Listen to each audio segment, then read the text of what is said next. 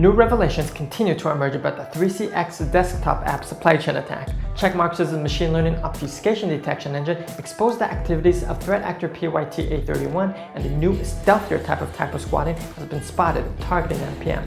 All this and more in our monthly video update on software supply chain security for April 2023. The 3CX desktop supply chain attack, orchestrated by the North Korean-backed hacking group UNC 4736, has now affected critical infrastructure organizations and potentially many more.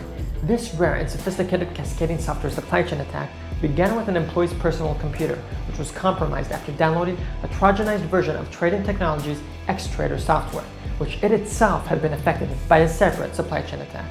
The full extent of the damage is yet to be uncovered. The Checkmarx machine learning obfuscation detection engine identified threat actor PYT-A31 distributing the Whitesnake malware through malicious PyPI packages.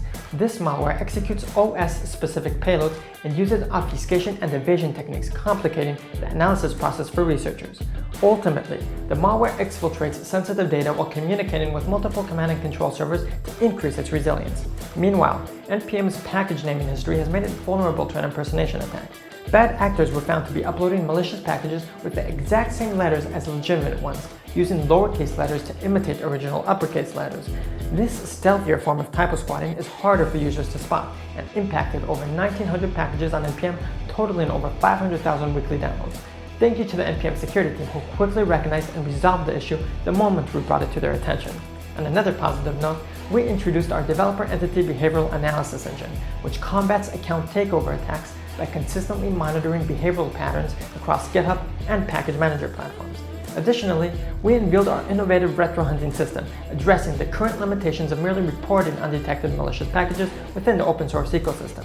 When package managers delete malicious packages, they inadvertently remove crucial information that could assist defenders in comprehending the scope of the threat and learning from attacks methods, which could also prove invaluable in preventing similar future attacks.